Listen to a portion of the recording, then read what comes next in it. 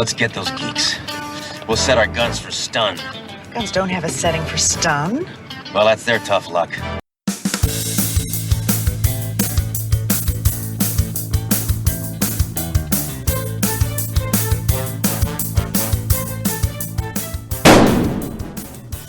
I can't remember, Ian. Can we be trusted? Yes, absolutely.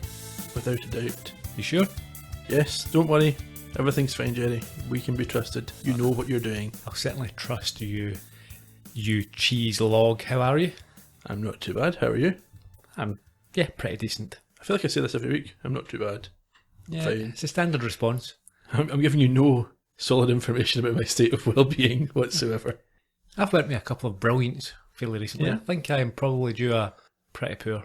Really? Well, we all are, aren't we? You know. On average. Yeah. Not today, though. No, not today. What did you make of Desperately Seeking Dori? We never actually, I don't think we often mention the name of the episode.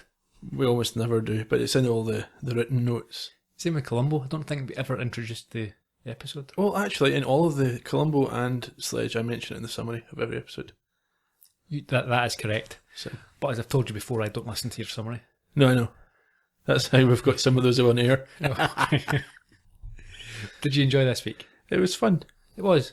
What did you think of Anne-Marie Martin's portrayal of Sledgehammer? She looked like she was having fun with it. Yeah. We talked about this in Columbo as well. I think when the actors are enjoying the part, it's obvious, and quite often you get a really good performance from them. I agree. Do you have anything that you want to say before we begin, Ian? No, let's just go ahead. Fancy a summary? Sure. Crack on. In Desperately Seeking Dori, a blow to the head leaves Doro adopting Hammer's style and mannerisms, which upsets Trunk and the rest of the force, but delights Sledge. When the FBI get involved and Scotland Yard appear, it looks like an international counterfeiter might be cornered. But which Dori will show up once the shooting ends? Thank you, Ian. A genuine summary there. Did you notice anything about the opening credits this week? There weren't as many of them. Certainly weren't as long. We've mentioned this once before, I think. I suspect it's to do with the running time. I presume they had a strict running time. Yeah, I would have thought so. The opening credits came in at under 30 seconds. I think normally they're around 55, 56 seconds. Yeah, in that ballpark. So obviously there was 20 odd seconds worth of content that they couldn't bear to cut. All gold. Every second. Where do we begin this week? We get a quick shot of an exterior, and then we're into a bar with Dori and Sledge. Cocktail lounge. Yeah. And it's unclear whether or not they're drinking cocktails or if it's just a soda. Yeah, whether they're on duty or not, we don't know. Dorian and Sledge are having a bit of a disagreement. What happens is Dori prevents Sledge from pulling his gun on a drunken customer. That's right. She's previously been chastising him about his excessive violence, readiness to solve problems with his amigo.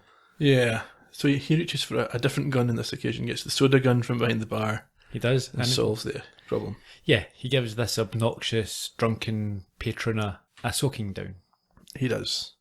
From there we head out to their car. Yeah, Dori wasn't even happy with the toned down response from Sledge. She feels he's so violent. Yeah, and obviously this is building up, this is setting the groundwork for the about face or the about turn that's going to happen during the episode. Yeah, I quite like the fact she accuses Sledge of always being so violent, and he replies with not always, but he doesn't elaborate on that. It's just left. Yeah, I mean, he's unperturbed with regards to the criticism. It's a water off a duck's back. In fact, he probably thinks it's a compliment. Yeah, I would have thought so. Now, as they're having this discussion, they see two armed guys enter a gallery. And assume that they're criminals. You would assume that, wouldn't you? I would have thought so. Sledge hits the brakes to go after these geeks, as he calls them now. I mentioned to you earlier, Ian, off mic, it's strange, isn't it, how terminology changes? I mean, a geek these days is like a nerd. Someone who perhaps is into tech or Star Trek or whatever. But like I think if you're saying that a geek is like a nerd, you're going to start a whole war between the geeks and the nerds who don't associate with one another. I'm happy to start a war. I mean, in fairness, we're doing a Sledgehammer podcast after doing a Columbo podcast. I think it's safe to say that we could be classed What, geeks, nerds? What? Certainly not mainstream. Certainly not. We heard at the top of the show the quote that comes in the scene. Hammer's trying to nod to Dori's criticisms of his violence. Obviously, he's heard these criticisms, so he says they'll set their guns to stun in sort of a Star Trek type approach. Is that what they have in Star Trek? Like set their phasers to stun. Do they? Or kill, or whatever they want to do, yeah. Okay. Or dissolve immediately. Yeah, Dori points out that guns don't have such a setting. Well, I suppose it'd be a taser nowadays. Yeah, true. That still can be fatal, as we know. It can be, but not intended to be. As he hits the brakes, Sledge knocks over a workman who falls into, is it cement? That is brilliant, because he doesn't, it's a domino effect. He hits one barrier almost gently, and it very slowly topples into the next, and the next. And it hits this bent over worker in the backside and sends him face first into either cement or mud or something unpleasant anyway. The car belonging to the suspected robbers is noted by Dori to be the same make as the FBI use. That's an interesting observation. Do the FBI mark themselves out so clearly? Well, I do know that as a youngster, we'd be well aware in the local town of the CID cars. Right, even though they're not marked. Yeah, we knew what type of model. You could tell by aerials and things like that as well. I think, they're standard issue. Even now, I think if you're driving on the motorway up and down the centre of Scotland, you would know an unmarked police car probably isn't going to be one of a million different cars. It's likely to be a particular type of car. And a certain age. I mean, they're not going to be 10-year-old, etc. Exactly. So you can safely go a little bit faster when the only car behind you is a Datsun Cherry. You can. In response to Dori's observation about the car, Sledge states that they will also bust the robbers for car theft as well. Yeah, he doesn't even consider the fact this might just be FBI people. No. So they get inside the gallery. They creep in. A good visual gag. Explain. Well, there's a wet paint sign in the art gallery, obviously, because they paint in an art gallery. And you see Sledge sliding along the wall, keeping under cover. And when he steps away, the back of his jacket's just covered in white paint. And it's never mentioned at any point in the episode. So they catch these two guys in the act of apparently shaking down a third man. It seems that way. Now this third man is French, and he thanks Sledge. But as he approaches him, what does Sledge say? He says, if you kiss me on the cheek, I'm going to shoot you, doesn't he? Yeah. The FBI are slow to identify themselves. I think that they could have resolved this much more quickly just by saying... Yeah, FBI, what are you doing? This is part of a... federal investigation, yeah. Sledge threatens to knock them down, beat them up, read them their rights, and then beat them up again. And then that's how they realise he's a cop. Yeah. But embarrassingly, for Sledge, what happens? Well, they produce their ID and he doesn't have any. And he sort of sheepishly has to say, look, I've got a gun. I am a cop. Well, he says, I am real. I'm a detective. I really am. I have a gun. Now, this third man, he slinks off to a back room where we see him removing some printing blocks. Yeah, it wasn't clear to me at first. I thought that was money he was taking, but that's obviously part of his money-producing operation. Some of it was money. Yeah. But there were printing plates there as well. And we see the counterfeiting machine before he escapes out the back. Now, Dori, she follows him. We learn his name is, well, we heard in the clip, Jean-Baptiste. Jean-Claude Baptiste, Jean-Claude Baptiste. And she attempts to apprehend him. But what happens? Well, first of all, she finds part of the printing press in his little back office and picks it up. And then as she approaches him, he takes advantage of her looking in her bag for something to drop an exhibit on her head. Yeah. Which knocks her out. Yeah, quite a nasty injury. Oh, it looks fairly brutal. Yeah. It's not paper mache anyway. No, and Sledge hears the commotion and he finds Dori lying unconscious, perhaps dead. He looks genuinely concerned. Very concerned. He cradles her. He doesn't even pursue the scum sucker that's heading out the door. Exactly. That's another example of how the relationship has developed. Absolutely. He looks genuinely scared, shocked. He looks very upset. We next head to the hospital and there's some good news. She's not dead. She's got a mild concussion. The doc who we've seen before.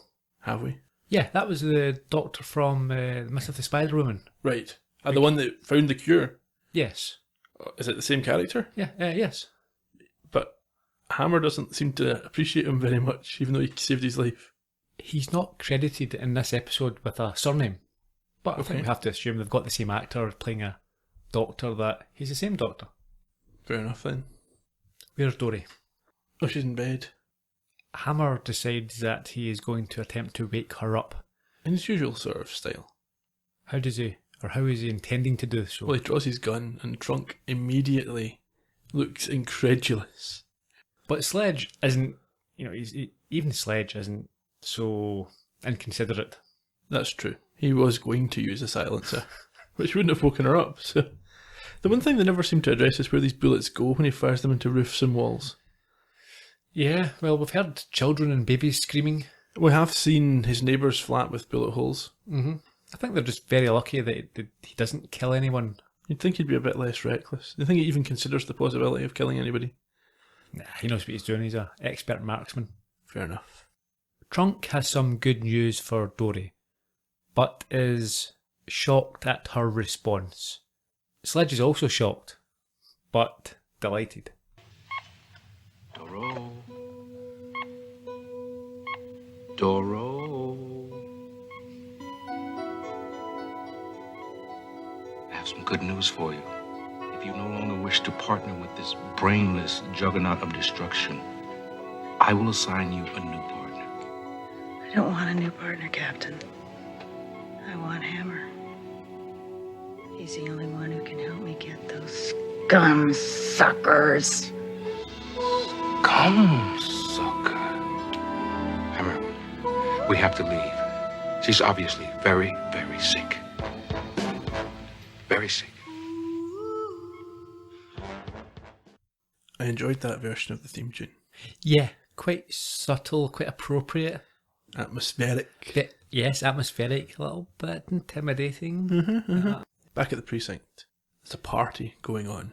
Yeah, Sledge arrives to find this party the party's not... Well, it's being prepared. Yes, it's a welcome back party for Dori. A surprise welcome back party for Nobody's her. working. They're all dressed up and ready to welcome her. Sledge is not amused and he won't even sign her card.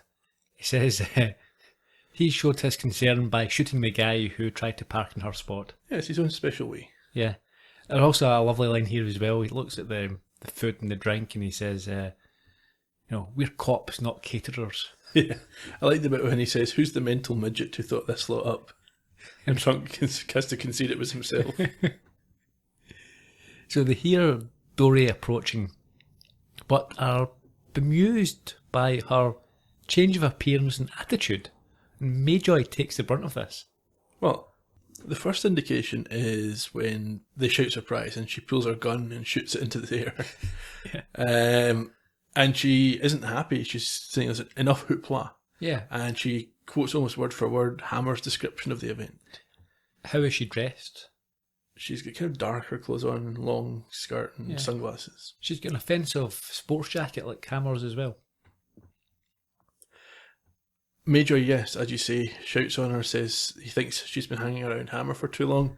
And she doesn't appreciate this shot at her partner. No, what does she do? She sticks up for Sledge by walking up to Mayjoy and punching him in the face. She knocks him out. He deserved that because Mayjoy has been a major pain in the neck. He throughout has this been. He's been a series. nasty character of late. He's an unpleasant fellow. Yeah. She then refuses to take a week off, which is the suggestion of Trunk. Well, she just had a week off. Yeah. And she can't take another week off. She's got people to capture. A foreign slime ball to catch. That's it. Sledge is, of course, delighted with this attitude. You can see it all over his face. Yeah. The cat that's got the cream. That's him. We're back to the hospital.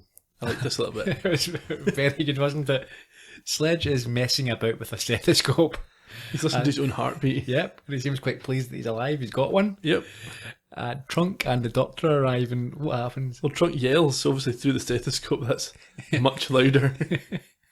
And it's the usual sort of hammer.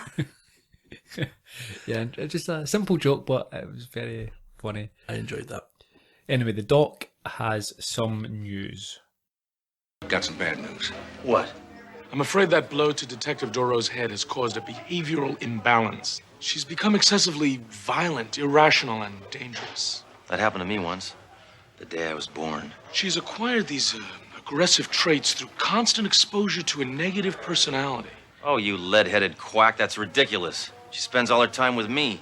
Hammer, you don't understand. She has acquired the violent characteristics of a man she sees every day. Yeah. Now all we have to do is find him. It's you. You're the one. It's you. You talking to me or to the doctor? How long is she going to be this way? There's just no way of knowing in cases like these.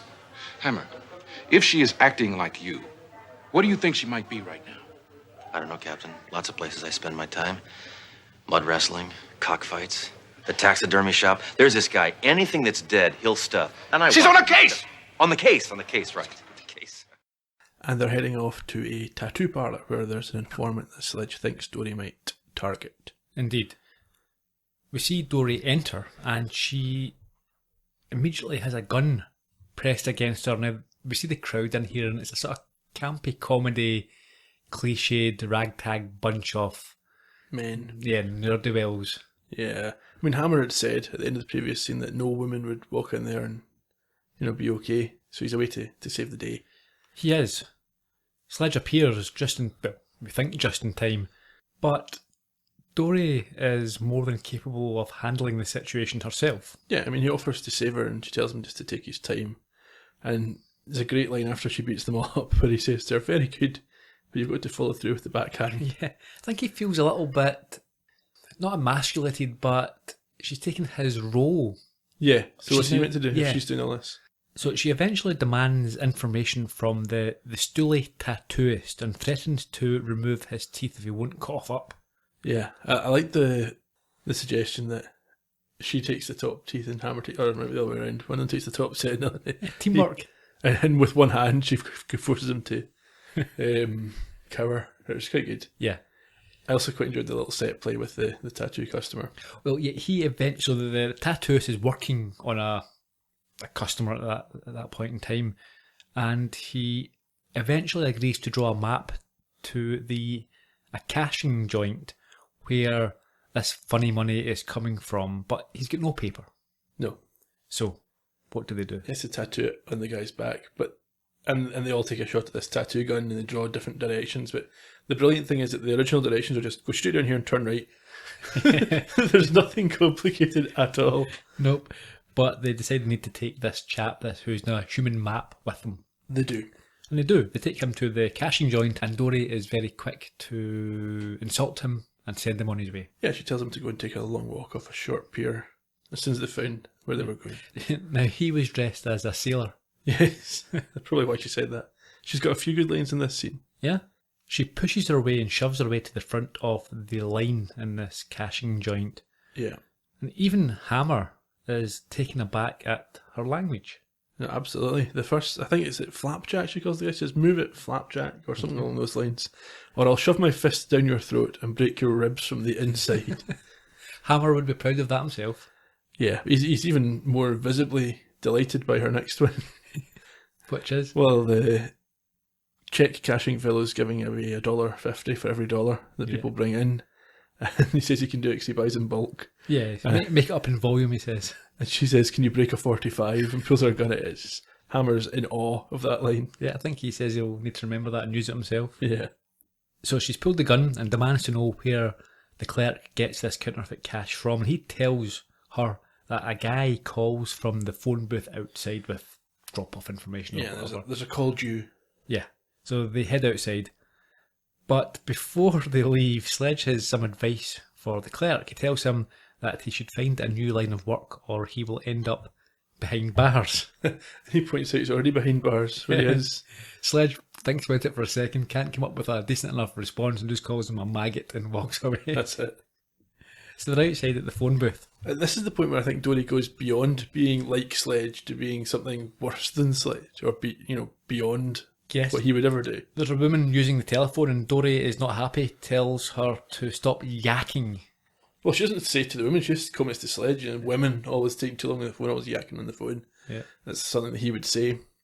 And then she literally just punches her fist through the glass panel and grabs the woman and gets her to move. That reminded me of the Terminator, Right. the first one. Okay. Arnie does the same sort of thing, but to a massive biker guy who's using the phone. Seems reasonable. Sledge heads off to the car to use the radio to talk to Trunk. He tells him what's been going on, and Trunk is less than happy. He wants them both to come back to the station. He doesn't want Dori killed. Sledge is fine. It's not fussed if Sledge dies as long as he brings her in alive. Dori steps into the car. Hammer says that he was on the phone to Trunk. Just what's wrong with that pencil pusher? Did he get a paper cut? Trunk's still in the line. He's not amused. No. It's the kind of thing he expects to get from Hammer, isn't it? Yes. But not from Dori. So we head back down to the precinct, and the FBI guys are there. They're waiting, want to ask Hammer some questions. That's right. Now, this was nice as well. We've seen on many occasions Sledge at inappropriate times eating inappropriate food. Yeah. So in a mortuary, perhaps eating a slice of pizza, or just stuffing things into his face. And in this scene, It's Dori. yeah. Sledge himself is not keen to help out the feds. These two men want to ask you some questions. Why'd they lose their way to Brooks Brothers? Inspector Hammer, if I were you, I would not be quite so jejune. Give me a dictionary. I'm gonna find out what you just said, and then I'm gonna clobber you with it. Inspector, we've got no time for vulgar banter. We've got new evidence against Jean-Claude Baptiste. You know him, the counterfeiter, who's free, thanks to you. Oh, yeah. Maurice Chevalier. He's still printing money, but one of his plates are missing. What makes you so sure? Take a look at this. So far, he's only been able to pawn these off on unintelligent people. I guess that's how you got a hold of it. Cut the jokes, Hammer. We know you're a renegade, and we think you took the other printing plate. Don't be ridiculous, you seersuckers. Detective, perhaps you could have a word with your partner. Sure. Nice going, Hammer. Miss, he could be in serious trouble if he's withholding evidence. He hasn't got the plate. I do. Would you describe yourself as jejune, Gerry? As soon as I can find a dictionary, Ian, I shall tell you. Okay, naive, simplistic, and superficial. You found the dictionary then, did you? I did. So Dori refuses to hand over the plate, and Sledge backs her up. And we've got a nice line from Trunk about stereo Hammer. I liked the sort of in sync Dori and Sledge here. This was nice. Good acting. Good work. Trunk threatens her with suspension. She doesn't think twice and hands over her badge, says adios. I don't think he suspends Hammer, but Hammer makes a comment about handing his badge in if he could find it. Yeah. And they head back to the bar. Dori appears fairly sanguine about things. She can still at least catch crooks and doesn't have to do the paperwork this time. Seems reasonable. Sledge then mentions her up till this point perfect record. That upsets her. Why? Well, she feels like he's making her sound like a wimp. And we see the drunk from earlier. I think it's the same drunk. It is definitely the same drunk. Again, making a nuisance of himself. But this time, what happens? Well, Hammer goes to deal with it. Dori kind of barges in and Hammer comments that he wishes she was back to her usual self, and she says that sometimes he makes her sick and lets him take over. She's a way to put a dime in the meter. And at this, Sledge realises that she has given him the slip. Well, it's not so much that he realises that the drunk points out to him that there's no meters out that way, and Hammer says you can't trust a woman even when she acts like a man. Dori's headed off to the gallery, and she arrives and is again consistently unflattering. Yeah, how does Hammer know where she's gone? Because she is thinking like him. But she's thinking that because she took the phone call arranging her to meet. Do we assume that she's told him? Must assume that, yeah. Right. Baptiste is about to shut up shop. Yeah, he's back where he was working before. Yeah. And he, yeah, hiding in plain sight. That's what he's saying, but surely the FBI would have shut that place down. You'd have thought so. And he's going to move on, but he needs the plate from Dori and he's willing to pay. Real money. He's not really willing to pay. No, of course he's not. She brings out her gun to shoot him, and he's got two accomplices with weapons of their own. Yep, a couple of henchmen. And in the scuffle, she bangs her head again, and it's looking like the old 1980s, 1990s trope of get hit in your head once, change personality, get hit in your head again, back to normal. That's what happens. That's a medical fact. That's science. Sledge appears, and the baddies run off, and he as we've seen already, his primary concern is Dori. He doesn't chase the bad guys, he drags Dori to safety. He does, and she wakes up and he laments the fact that she's back to her usual self when just moments ago he was wishing for it. Yep. So it's just in time for the final shootout. They are overmatched, but the FBI appear to help. It's looking like a bit of a stalemate at this point, and Trunk and Mayjoy show up, but they can't get the upper hand. No, they're still overmatched, and they are saved in the end by Inspector McCall from Scotland Yard, who had just popped in to buy his wife a painting. Yes, an interesting fellow. Yeah. He takes credit for the arrest in the name of the Queen. That's, of course, how everyone over here is arrested. Of course. In the name of the Queen. Or in the name of the wee man, I think it's the other one that they could say. Yeah. And they disappear. And Dori then finds out about her behaviour over the past week. Oh, it's good to have you acting like yourself again. What do you mean?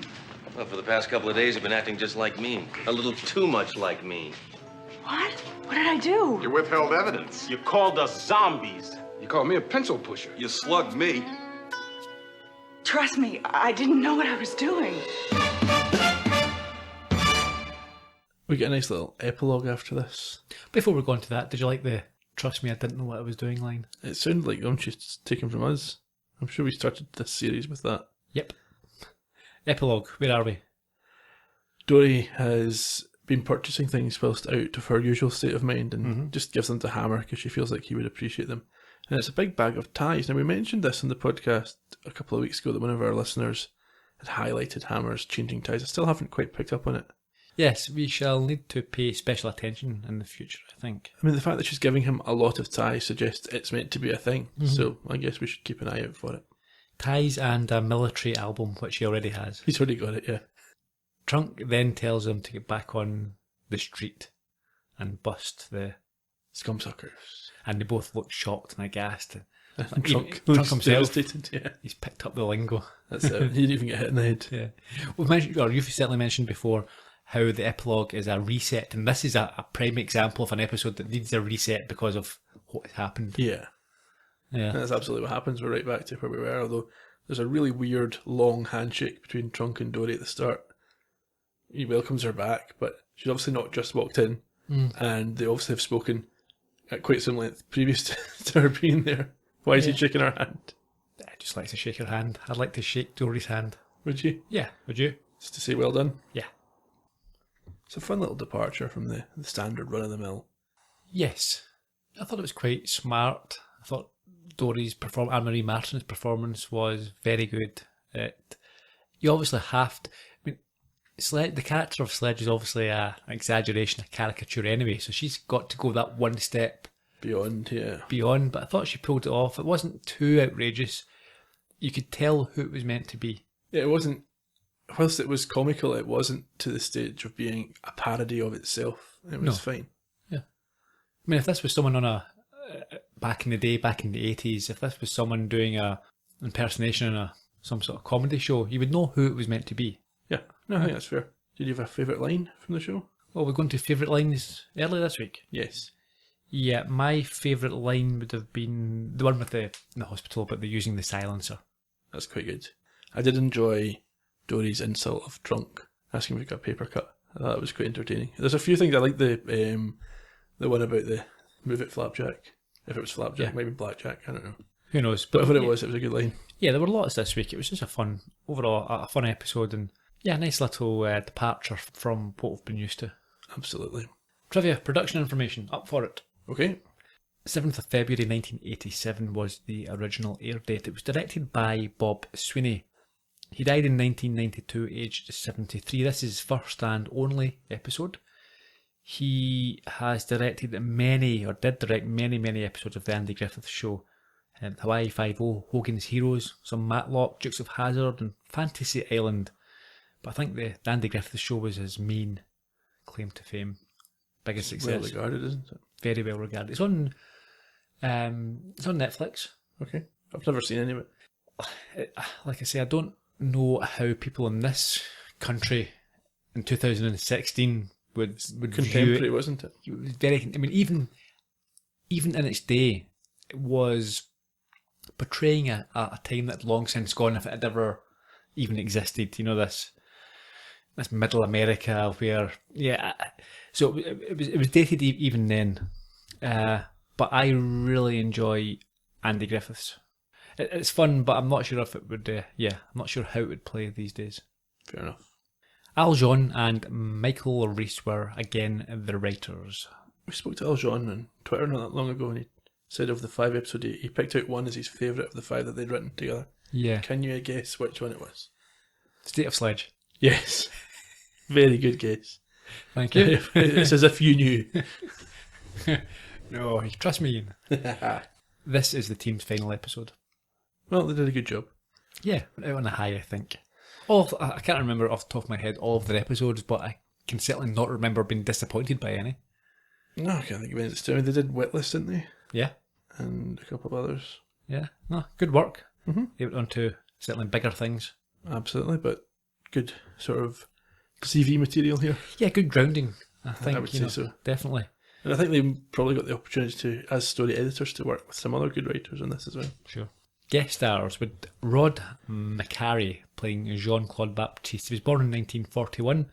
He has been in Stir Crazy, again one of my favourite movies, The Flintstones, Sparks, Shell Game, Just Our Luck, Harper Valley PTA, and he was also in a episode of Columbo. Which one? Commodore. Well, less said about that the better. He played a Coast Guard officer. Fair enough. Robert Tessier played the Stoolie tattooist. Now, you might have seen him in a lot of different roles. He always plays the heavy. That's the big baldy guy. Yeah. Yep, died in 1990, aged just 56. But the stuntman, he always played the tough guy, bad guy, as you can imagine with that look. He was never going to be the romantic lead. Well. He's been in The Fall Guy, Starsky and Hutch, The A-Team, Magnum, Hard Times, also known as The Street Fighter, with Charles Bronson. And he won a Purple Heart and Silver Star in Korea. Patty Tipo. She played Officer Daly, and this is her first of 14, so she becomes a bit of a regular. Is she the one that was excited at the start of the party? Yes, officer, the female officer. Right. Yeah. She is still going strong. She's been in Being John Malkovich, Shameless, The People vs. O.J. Simpson, ER, The Nut House, Sid and Nancy back in the 80s, Ed Wood, and an episode of Star Trek Next Generation. Monty Landis played Inspector McCall. He was born in 1933. He has been in Young Frankenstein, General Hospital, Pee-wee's Big Adventure, Real Genius, The Feather and Father Gang, an odd titled programme, isn't it? Absolutely. 3 episodes of the original 60s Batman and the Monkees. And he played one of the wine stewards in Any Old Port, a Columbo episode. Yeah, it's a very well regarded episode. One of my favourites. I think he played the wine steward. If you remember at the very end, it was a setup about the wine being off, etc., etc. And I think he was one of the wine waiters who brought in the bottle. Restaurant? Yes. Okay. A little bit of trivia. What do we have here? Yeah, Inspector McCall. I think McCall was a reference to Robert McCall from The Equalizer. Okay. Which was one of the top shows back in the mid to late 80s. Right. And the title is a reference to Madonna's 1985 movie, Desperately Seeking Susan. People will be familiar with that. Next week, we've got Sledge Poo. That sounds filthy.